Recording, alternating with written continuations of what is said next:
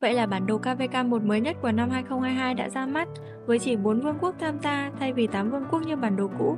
Vậy bản đồ này có gì mới mẻ? Lối đánh như nào? Đồng huyền nhân là cái gì? Và cái vùng đất không có công trình này thì để làm cái quái gì nhỉ? Video này sẽ giải đáp tất cả các vấn đề đó. Chào mừng các bạn đã đến với Game Play You. Mình là Tin, không để các bạn chờ lâu nữa. Let's go!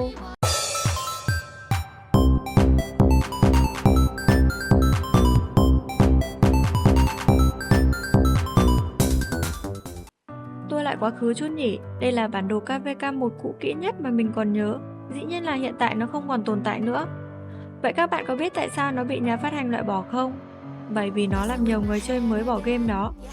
Hãy nhìn vào cấu trúc của bản đồ, chúng ta có 8 cái zone 4, tương ứng với 8 vương quốc, và chỉ 4 cái zone 5.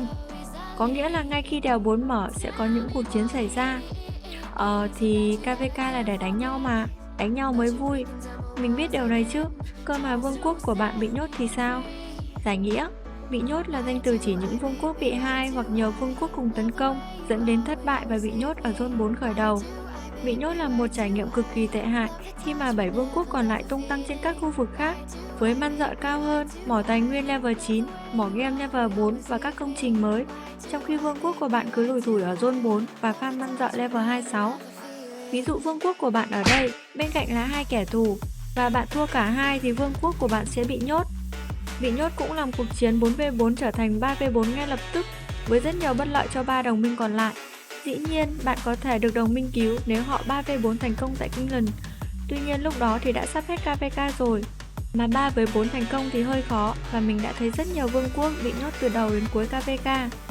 Và mình tin rằng nhiều anh em mới chơi, chưa hiểu được những thứ hay ho của Rise of Kingdom, mà bị trải qua cảm giác này thì kiểu Ôi thôi, game như cục kít vậy, chơi Pikachu cho lành. Và với những điều tiêu cực đó, nhà phát hành tiếp tục cải tiến bản đồ KVK1 thành ra như này. Đây là bản đồ đang được đại đa số vương quốc sử dụng. Về cơ bản, nó sẽ chia đôi zone 5 để một vương quốc có quyền lựa chọn 1v1 nếu hai bên là kẻ thù. Khác với cái bản đồ củ chuối kia là sẽ không bao giờ phải 1v2 ở zone 5 các bạn nha. Thêm nữa là bổ sung thêm nhiều đèo, trong đó có đèo 6, để lỡ mà bạn có bị nhốt thì có đồng minh vào cứu và dìu dắt vào Kingland. Cơ mà vẫn có bị nhốt, vẫn có trải nghiệm tệ. Vậy thì chào mừng các bạn đến với cái bản đồ mới này. Ở đây bạn sẽ không bị nhốt. Cùng mình so sánh bản đồ này với phiên bản tiền nhiệm của nó nhé. Lưu ý, định nghĩa về các zone và tác dụng của các công trình, bạn hãy xem lại video góc trên bên phải màn hình của mình nhé. Đầu tiên ở bản đồ cũ có 8 cái zone 4 tương ứng với 8 vương quốc, bản đồ mới thì chỉ có 4 cái zone 4. Trong zone 4 vẫn là những kiến trúc quen thuộc bao gồm 4 trại thập tự chinh và một pháo đài thập tự chinh. Và một điều quan trọng ở đây là zone 4 mới cực kỳ rộng, rộng hơn rất nhiều so với zone 4 cũ, và cái zone 4 mới này có rất nhiều mỏ pha lê đó nha. Định nghĩa, mỏ pha lê là một loại mỏ tài nguyên đặc biệt giúp chúng ta xây dựng những lá cờ và mở rộng lãnh thổ trong KVK.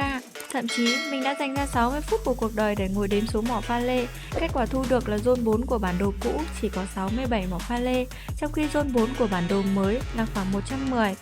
Vì vậy, vấn đề của một vương quốc ngay khi bước vào KVK1 đó là phải có công nghệ pha lê thật chuẩn chỉnh, cũng như một người vẽ cờ thật tốt để tận dụng tối đa nguồn lực của zone 4 này. Mà bình tĩnh, có một team chuyên làm điều này nhé, link Facebook ở dưới phần mô tả nha. Thuận theo biên niên sử của vương quốc, chúng ta cần chiếm 4 trại thập tự chinh, sau đó là pháo đài thập tự chinh, sau đó là đèo 4 mở cửa. Bản đồ cũ có 16 cái đèo 4 cho 8 vương quốc, bản đồ mới của chúng ta chỉ có 8 đèo cho 4 vương quốc. Cơ mà thay vì 4 đèo dẫn ra zone 5 như các bản đồ KVK khác, thì ở bản đồ này, nó dẫn các vương quốc đến thẳng di tích cổ. Và đây cũng là vùng chiến sự đầu tiên của các vương quốc. Nhiệm vụ của mỗi vương quốc ở đây là cần hướng dẫn thành viên build những cặp chỉ huy, trang bị thật tốt, đồng thời dùng model build hiệu quả.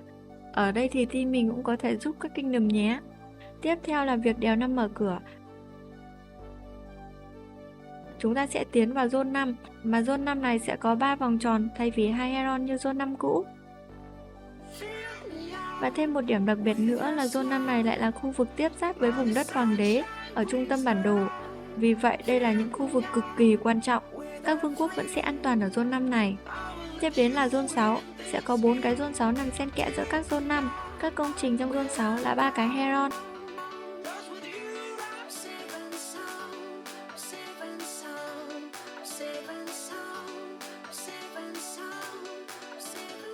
và một cái thánh điện. Heron thì bản đồ cũ cũng có, nhưng thánh điện thì là công trình mới. Nó cung cấp cho liên minh chiếm được nó điểm danh dự mỗi phút và 10% tốc độ hành quân. Với sự có mặt của thánh điện, chắc chắn việc tính toán biên niên sử và chia quả cuối của KVK sẽ khác đi rất nhiều. Đèo 6 sẽ là công trình mở ra trước để các vương quốc từ Zone 5 lao vào Zone 6 đánh nhau, cờ chiến để chiếm được các công trình quan trọng này. Tiếp theo là sự mở cửa của đèo 7 để tiến vào Zone 7 hay thường gọi là vùng đất hoàng đế đấy. Tiếp đến là bệ thờ bóng đêm, thay vì nằm trong Zone 6 như bản đồ cũ, giờ chúng ta có 4 bệ thờ bóng đêm trong vùng đất hoàng đế. Và dĩ nhiên, chúng ta vẫn có 4 kinh đô xung quanh đại dịch. Khi vương quốc của bạn chiếm được đại dịch, biên niên sử sẽ mở khóa một chương, yêu cầu bạn chiếm được đèo 8. Và thông qua đèo 8 chúng ta đến với Zone 8, là vùng đất cuối cùng của bản đồ này. Tại Zone 8 chúng ta sẽ không có bất kỳ một công trình nào cả. Vậy thì chiếm nó làm quái gì nhỉ? Các bạn đang đặt ra câu hỏi như thế đúng không? Lại gần hơn một chút, mình sẽ chỉ cho các bạn thấy. TTN, đúng vậy, hãy bỏ logic càng vào trung tâm bản đồ, tài nguyên càng nhiều đi. Mấy cái Zone 8 ở mép bản đồ chứa đựng rất nhiều tài nguyên nhé. Và cho các bạn nào chưa biết, với các KVK khác thì thắng là thắng, thua là thua, ai về nhà nấy. Nhưng với KVK 1 thì thua là kém phát triển, và thắng sẽ là phát triển cực mạnh. Vì với những vương quốc thắng KVK 1, họ sẽ chiếm được rất nhiều lãnh thổ, rất nhiều mỏ tài nguyên, qua đó giúp họ phát triển công nghệ liên minh một cách vượt bậc. Và đó cũng chính là công dụng của mấy cái Zone 8 này. Chỉ một vùng đất nhỏ mà chúng ta sẽ có rất nhiều mỏ tài nguyên. Chỉ vài lá cờ là bạn sẽ có được tất cả số tài nguyên này và liên minh của bạn sẽ phát triển một cách mạnh mẽ. Đó là về bản đồ mới, và tiếp theo chúng ta sẽ đến với những nội dung mới mẻ khác của định dạng KVK này. Đầu tiên, hãy nhìn những tên man dợ, khi tiêu diệt chúng ta sẽ nhận một vật phẩm có tên là đồng hiền nhân. Tiêu diệt man dợ cấp càng cao, càng cho chúng ta thêm nhiều đồng hiền nhân. Ở đây, man dợ level 26 chỉ cho bạn 5 đồng hiền nhân. Trong khi đó, man dợ level 38 cho bạn đến 10 đồng. Vậy, đồng hiền nhân để làm gì? Đây là một nội dung mới của KVK này. Theo đó, không chỉ đánh man dợ mà chúng ta còn nhiều cách khác để kiếm đồng huyền nhân. Đóng góp đồng huyền nhân trong màn hình sức mạnh hiền nhân sẽ nâng cấp điểm kỹ thuật và nhận điểm danh dự. Và khả năng rất cao, điểm kỹ thuật này sẽ tăng sức chiến đấu cho vương quốc giống ở KVK 3 vậy. Dừng lại ở đây một chút, với quá nhiều thứ mới mẻ như này, nếu vương quốc của bạn quá bỡ ngỡ, cần sự giúp đỡ, hãy liên hệ team mình nha. Team mình với các leader dày dặn kinh nghiệm nhưng cũng rất trẻ trung, nhanh nhạy với những điểm mới mẻ. Nếu các bạn cần hỗ trợ để hiểu hơn về tất cả các mặt của trò chơi cũng như chiến thắng KVK 1, hãy chủ động liên hệ team mình nha. Lưu ý, với mỗi cụm KVK, team mình chỉ nhận support một kingdom thôi nhé, chứ có 4 kingdom mà support 2 thì lộ hết bài của nhau mất. Tiếp tục những điểm mới khác, mình phải đợi thêm 2 ngày để xem mặt mũi của cái sức mạnh hiền nhân như nào, và đây là hình dạng của nó. Và đúng như dự đoán, nó khá giống ở KVK 3. Những điểm đầu tiên là tăng tốc độ thu gom, tăng tốc độ hành quân. Sau đó là điểm tăng kinh nghiệm nhận vào và hồi điểm hành động. Tiếp đó là điểm tăng tấn công và phòng thủ của 4 loại binh chủng. Rồi đến điểm tăng tấn công của cả 4 loại quân nè. Và 2 điểm tối thượng giúp tăng tốc độ trái cờ, công trình của kẻ thù và tăng độ bền của công trình đồng minh. Thậm chí chúng ta còn được nhìn bảng xếp hạng liên minh nào đang active tốt nhất của bản đồ. Nâng cái này thì cũng cần kinh nghiệm nha anh em, không phải nâng theo thứ tự đâu, bên mình đang ngâm cứu rồi đó. Với nội dung này thì kingdom nào active tốt sẽ có công nghệ tốt để đè bẹp kẻ thù, thậm chí sẽ có những trường hợp 1 cân 3 ở bản đồ này đó. Tiếp đến là biên niên sử, chương đầu tiên vẫn là yêu cầu xây dựng pháo đài liên minh.